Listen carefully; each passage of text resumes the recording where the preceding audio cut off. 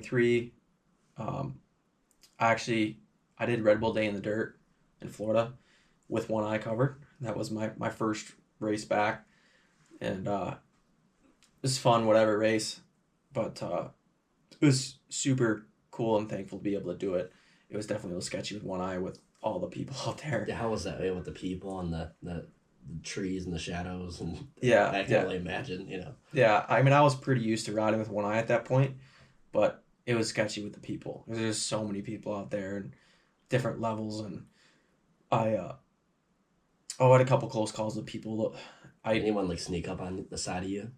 No, for the most part that was good because I was pretty aware of like how I was passing people and like I wasn't sending it Not like and people were risking coming it. up on you probably too And much yeah, anyway. no, Yeah. I was passing. I was passing people still. Like I was riding with one eye, but I was still going pretty fast. In two stroke pro, I got a pretty good start and I ran third or second, yeah, second for a while. Um, and I think Carson Brown or no, Luke Renslin was leading. He pulled away, and I was in second for a while, and I got tired. I mean, I just wasn't in shape. And Carson Brown passed me, Jar Mitchell, like a couple legit guys. I ended up getting sixth, um, but like I was stoked with that. Like I did that with one eye, and then I won the father son race with my dad, which is pretty cool. And then got third in the team race with one of my friends, Jay. And yeah, it was a great time. I managed to. I don't think I fell once. I did have a sketchy moment in that two stroke pro, um, which this is like this Aiden Shive kid. He's I think from Florida, but I saw him. He raced a couple supercrosses. Like I'm thinking this kid knows what he's doing, you know. And he was. I was in second. I think. I don't know. He was in second. I was in third. I was trying to pass him, and he freaking cross jumped me over this jump. Jumped from one side to the other. Like we collided in the air. Let's like got super screwy, jumped at the track, about into a concrete barrier. Dude, I was so mad. Like I wanted to like catch up to him and take him out, but at that point I was already pumped up, so I couldn't catch him. And but I was yeah very mad. But thankfully I didn't crash. Um, Survived that. But yeah, day in the dirt was really fun time, and I actually didn't race until it would have been the next. I didn't race for a year, I guess. Because that After that, was what, March of 20. No, that's not March. No, it wasn't. yeah, yeah, it was March of Because it was 23. Daytona or Yeah, around right after Daytona. Daytona. Yeah, Yeah. I ended up. I went home the end of March, and I was up north in Michigan, snowmobiling. Actually, it was a snowcross track, and with one eye, but I was having a blast. And right at the end of the day, Was it snow and moto that day, wasn't it? yeah, it was snow and Yeah, moto. that's Yeah, a, yeah, yeah, interesting combo on the same day. Yeah. yeah. There's Same a place. video on my YouTube. You can check it out. But um, yeah, that was a lot of fun. But right at the end of the day, I got a little squirrely going off a jump on the sled and landed sideways and jammed my wrist. Ended up fracturing my wrist. I didn't crash. I just jammed it, but ended up breaking it. Which I wore a wrist brace for like 4 weeks or 6 weeks or something. Um, but yeah, that kind of took the wind out of my sails for doing any sort of racing, which I was still doing everything with one eye, so I wasn't gonna do anything too seriously. But got back did a couple mountain bike races. I ended up oh moving down to the Shoals training facility the end of June, and I did a trial run there, which that went well. So then I ended up uh, signing on with them for another year. So I was there up through Loretta's of this year, and throughout that time period, I was doing a good amount of riding down there with the kids I was training, and was doing quite a good amount of wood stuff too. So I was training some of the woods riders and on in the trees and on moto, but so I was joining them a little bit, and I ended up doing a sprint enduro in January of this year, 2024, um, with one eye, and it went really well. I won by probably 2 minutes and 25 plus. I was like sick, like that was really cool to win a race. Um, Here's the vet class, and I beat Jason Lawrence in the overall That's when the whole yeah, the rivalry rivalry. started. He Yeah, beat me the first day. I beat him the second day. yeah. I think Um, you're on that list of he has a list of rivals. Of, like, if I'm not mistaken, it might be in a notebook in his van or something. I don't know. yeah, And yeah, I see him post about it. So yeah, you're on that now officially. I think, yeah. if No, I'm not mistaken. I am. He posted it up. So A yeah, rivalry, yeah. yeah. So yeah, we were 1v1 there, and then that got me fired up, and so I went to the next sprint enduro like 2 weeks later, and I end up the track was way more technical and in the woods. I was fine on the cross test for the sprint enduro, but in the woods it was pretty gnarly, and I was trying to go faster than I should have been, and end up hitting a tree and breaking my kneecap. So that was like the death of the one-eyed bandit for racing. I was not going to race anymore with one eye. Um, so I recovered from that, doing the training, doing suspension down at the shoals, and then recovered. And then June, and also throughout this time period, I was playing with a prism. Like when I went to that special eye doctor, she told me I can wear a prism, and she got me a prism for my glasses. It's a sticker. I'm like, I didn't realize I made those, which a prism, I don't know the actual technical term. It's not like an Oakley prism goggle, but it bends the light. So like if you look through it and don't have double vision, it'll give you double vision, you know? So like for me, I get double vision so it corrects it, if that makes sense. So it's like a corrective Mm-hmm. prism. So like I was playing with it with my glasses, and I was actually able to start like mountain biking and BMXing with these glasses with the prism sticker on it. So I got me thinking like, I wonder if I can do it on my dirt bike. So I tried it like the winter of 23 to 24, but it still wasn't working. It was still weird. I still was getting double vision when I was riding.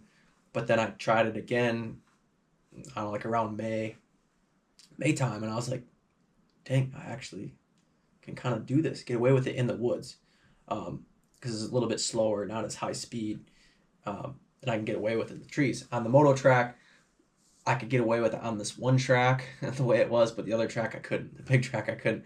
But I was like, sweet seeing that progress, and I was like, a big like sigh of relief. My eyes still getting better.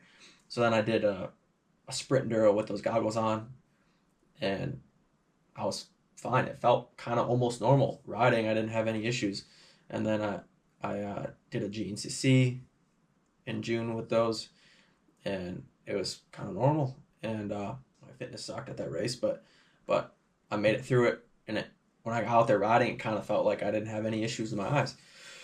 So then that progressively, thankfully, kept getting better, and I still wasn't doing any moto races yet. I was still worried. Like, it was kind of a little bit hard. Like I said, So around June, May, June, yeah, June, July, 24. yeah, you have 24 this past year. But I was riding more, and it kept getting a little bit better, and I was able to ride different tracks. And then I was feeling pretty good in August, so I was like, all right, I'm gonna try a moto race. Um, so Redbud, just D14 local race. I decided to go there and race, and with the prism sticker in my goggles, and it worked. Like I was able to race. Um, it was frustrating. My first gate drop, and that would have been my first gate drop in over 3 years. And like third turn, this dude in third just cleaned me out, like come straight out off, like from the inside to the outside, hits my front wheel. I fucking excuse me. I went flying, and They have the old start there because I know they put that back for like a year. That they went back to the no, newer start. yeah, the Yeah, newer Sarge. I like that better. yeah, not But the freaking yeah, that high sketchiness. speed, yeah, Yeah, I about died in there once. But yeah, um, exactly. Yeah. yeah, but yeah, crash. I was like, no way. I think I was okay, but man, I was very frustrating. And How's the feeling though, getting behind the gate? Like after not only 3 years of the rust of just being in that mode of racing, but just mentally, like after going through the hell you went through, like how was that mentally, just lining up on the gate again, being around, I guess, guys, and just not being 100% and still going over obstacles, yeah, no, like it was obstacles, like not on the track, but like yeah, meant physically, yeah, mentally yeah, and physically, yeah. yeah, yeah. It was good. I definitely was happy was uh, doing it that way, like starting locally, um, and it was definitely helped my nerves a bit. If I would have lined up at a bigger race, it would have been pretty unbearable. But I came a long ways to get to that point. Like I skipped through the past few years, but there was a lot of it took a big mental toll on me to get back on the bike. Like I mean, I almost died really in that crash. It was that bad of a crash. So, and some people think I'm crazy for wanting to get back on a dirt bike, but it's all I've ever known. It's all I've ever did, and I struggled a lot with wrapping it up in my self worth, and and mentally not being able to race was super hard through that time period, and you kind of have an identity crisis, and what I'm going to do with my life and whatever. But I thankfully made it through all that, and also I was kind of worried and scared a little bit to ride at times, and I didn't know, like, there was a time where I was like, should I just let the fear win and not ride my dirt bike anymore? Like, there was a time where I was thinking that, like, and maybe that's a safer bet. Just be scared of riding dirt bikes and just stop riding. But it was so hard just being around it, and like I'm I'm stuck in the sport whether I like it or not. I mean, I do like it, but like all my knowledge and my experience is that I've learned and gathered throughout the years. Like, I do want to give back, and this is the best way I can do it is through training and through doing suspension, um, coaching kids. So like I'm stuck around it. So it's hard being around it 24/7 and not riding your dirt bike still when it's all you've ever known, and you still do it pretty good. Yeah, and I feel like too, like a lot of things, like people in this situation with something they love, if it's a sport or whatever, like they have to be all in or all out because they love it, right? And if you're all like, if you're just testing the waters, you're putting your foot in there, dabbing a little bit, it's just kind of hard. It's like, no, I got to be all out. And I guess if you try to pull out, which you could get a majority out, but you're still, it's your family, that's everything's in it, all of us, or most of us, most of your friends have bikes and everything, and yeah, so like how would you get all the way out? And I don't know, like I see where everyone's coming from, but yeah, that definitely, yeah, I feel it there where that would be hard. Like, I don't know, you would like have to like physically like, or not physically, but you would have to distance yourself and purposely kind of like put blockers up, and Mm-hmm. yeah, I couldn't just stay around it and be like, So yeah, it was definitely tough, but at one point, like, I only felt comfortable riding at my house. I mean, I was fast at my house.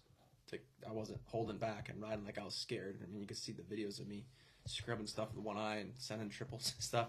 But I started out, that's only spot where I was comfortable, and then I went to a different track, and it grew and grew, and then I was comfortable to get back racing. But it's just, long story long, back to being on the gate at Redbud, like, it felt so good being there on the gate with my dad, and he was up there on the line with me, and being back to that point, like I just was thanking the Lord, just on the line, just I was able to get back to this point, because there was a lot of times where I didn't think I'd ever be back on a gate again. So I was very grateful and thankful for that, and every time I've raced since then, I try to, on the line, just thank the Lord for me being able to be back on the line again racing. Um, I'm trying to stay in that frame, and just being grateful and try not to let my competitiveness kick in too much, which I feel like that's a hard thing to do. If you're in a sport, like balls deep in a sport, excuse me, it's kind of hard to, like once a gate drops, I can feel like it's all fun and games and stuff. Then heck, even just like go karting and stuff. And when we all go karting, a lot of those guys are fucking around, but it's like, no, it's go time. We're going, and like looking back, where's everyone at? And you have some of our friends that are lappers and will look back to try and fuck with us, and I don't, that's. yeah, I can't be doing that. Yeah, throwing fists in the parking lot and stuff. Maybe no, I'm kidding, but yeah, it's yeah.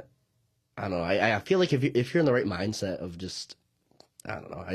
I think if you're in the right mindset of just like being appreciative, and I think that could be good as long as you can't let that competitiveness like overtake that. Which that's hard though. Yeah. I guess It was like that race at Redbud. The first moto, I got last in 25 plus because I ended up that when that kid hit me, he bent my rotor, so I had no front brakes, and then I ended up falling over again, and I was like, no way, like, so I got 7th out of 7 or something, and then I was like very frustrating first race back.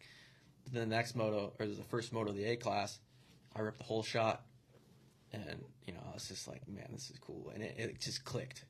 Those opening laps, like I pulled a little bit of a lead, and I was like, yeah, dude, I got this. And then about a lap, so I guess a lap and a half, I pulled the lead. And then about halfway through the second lap, or maybe going into the second or third lap, the arm pump kicked in, and then I was kind of just surviving, and Preston Masiangelo was all over me, and I was like, dang it, like this back when I was actually racing A, or that kid's age, this kid was on like. No, I have a video of the MX News Loretta Lynn's training video on an iPod 2015 at the MCR property. He's on a 60? 60 or a 50. No, 50, a Cobra. He was on a Cobra. We had, you were out there on the Team Green, Kawhi 250, Jerry Lorenz. And then you just hear him and a little, Cobra going. So, time flies. That was, 9 years ago, going on 10 years. Yeah, and then, like, I'm racing him. He's 6 foot tall, and, like, he's all over me, like, dang, dude. Like, but I had nothing for him. I mean, he passed me, and then I passed him back. We had, like, a good battle for a lap. Then I was like, all right, go ahead, man. I got to just survive. And I threw the anchor hard, but I still got second in that moto. And that was, like, pretty darn cool. And then the next 25-plus moto I won. And the next A moto, he got the whole shot, and my body was so fatigued from those few races and that high intensity. Like, I had been riding for a while, but I haven't had that intensity, even doing the woods racing. Like, I did a GNCC a couple months prior, but that's a lot lower of intensity. And, so I ended up, second and third that weekend. But, then I kept doing local races, and then the next weekend I won a couple, my classes, and then won a few more, and feels good to win, right? And then the next big race for me was a local money moto, Polka Dots Money Moto, and that was a 30-minute long race. And going into it, I didn't really know what to expect. Like, there were some fast guys there, Chase Kessler, Chance Blackmer, Vincent Way was there, a couple other local guys that go pretty good, and I didn't know what to expect. Like, I raced Preston, but I haven't really raced anyone else since that first round, or first race back. And I didn't know what to expect. I ended up qualifying fastest in the time qualifying by like over a second, which that was sweet. And then the race, I ripped the whole shot. That was another whole shot. That was sweet.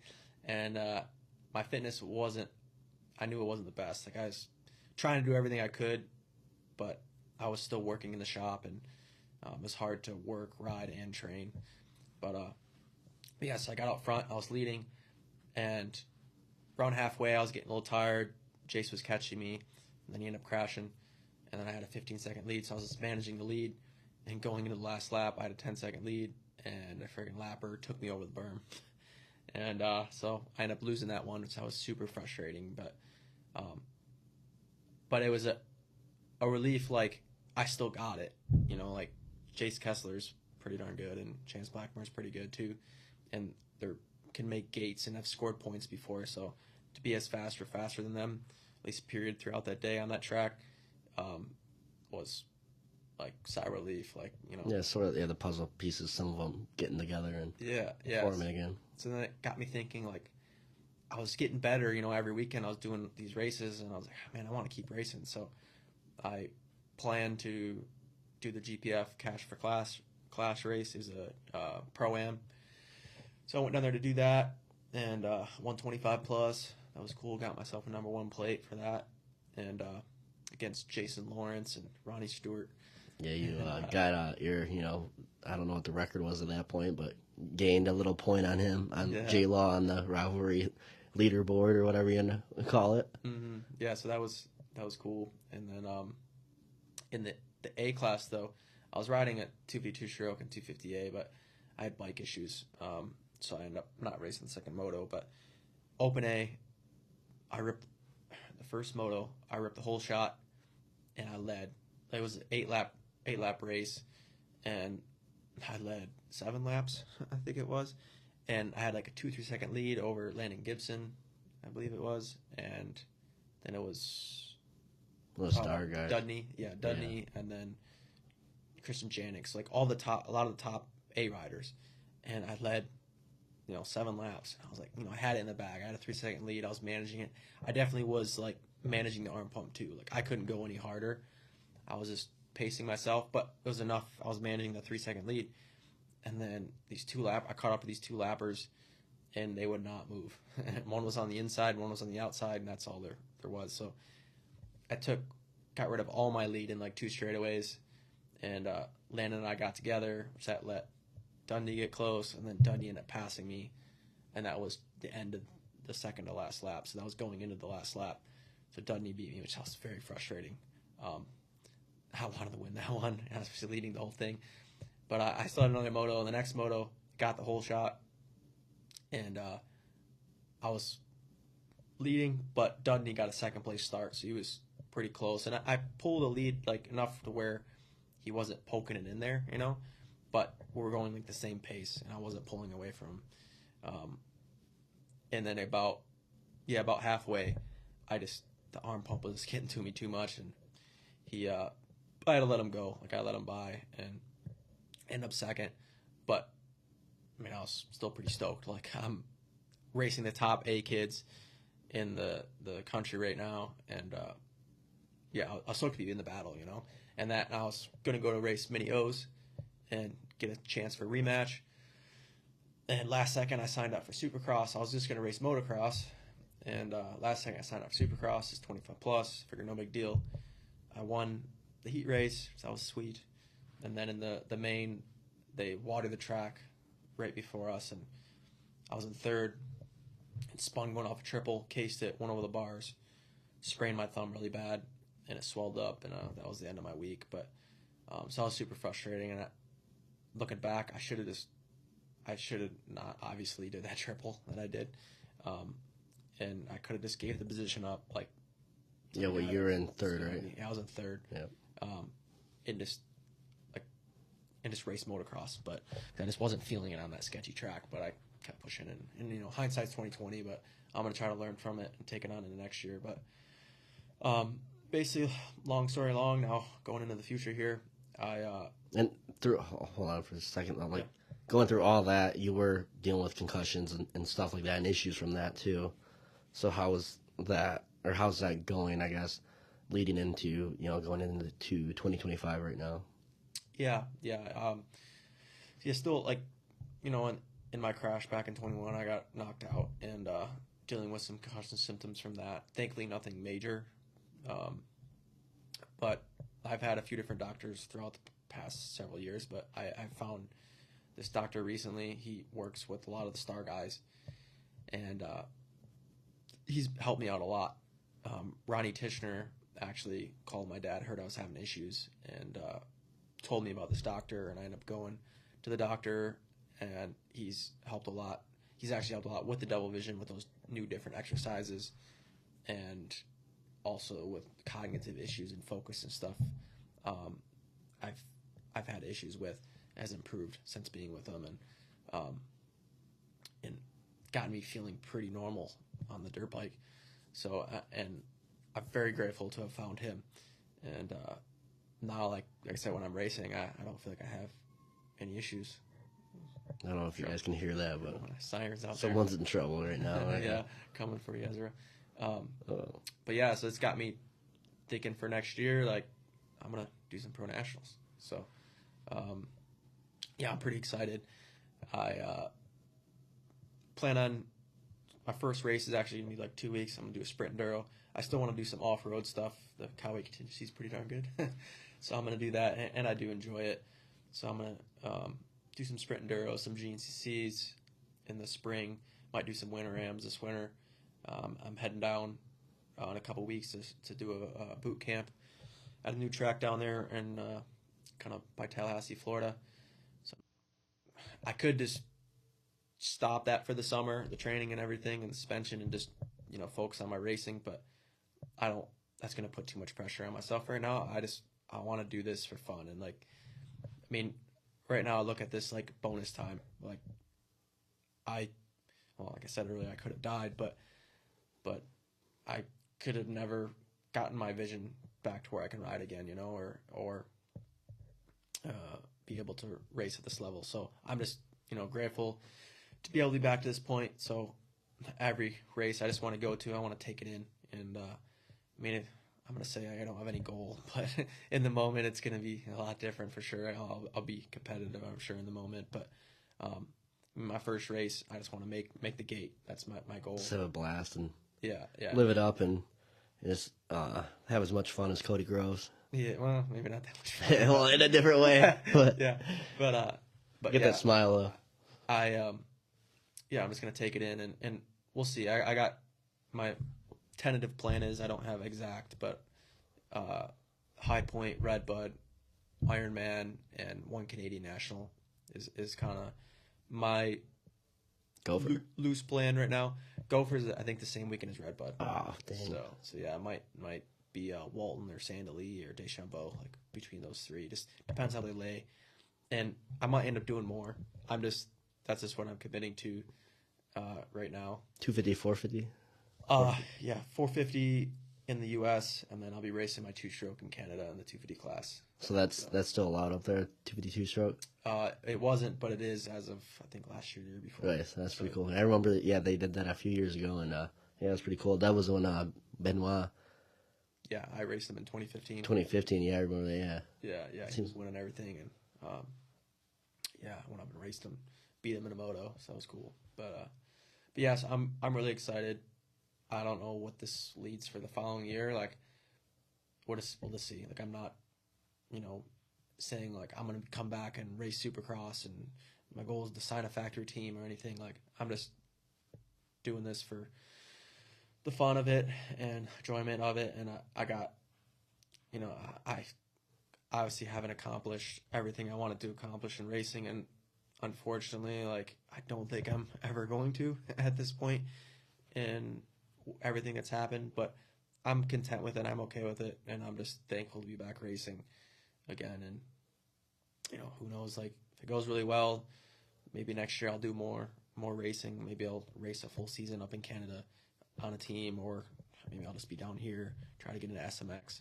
I don't know. I know injuries are a part of it, and I'm tired of getting hurt.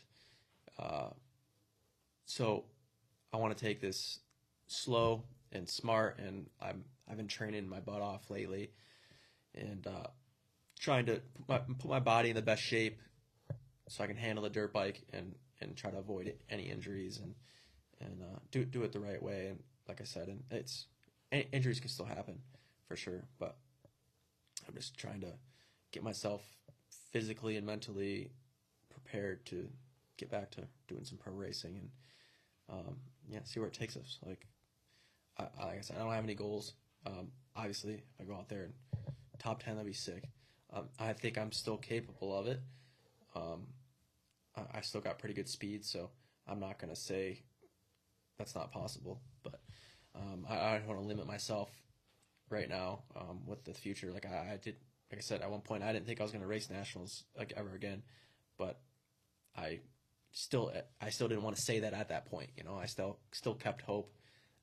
Like, I probably won't race Supercross again, but I'm not going to say I'm not, because I don't know what the future holds and what the opportunities that could come up and where I'm feeling and or I might do these couple races and it might be good, and then this is all I do. Then I quote unquote retire, I guess. I'm not really retiring, I guess, more of quitting.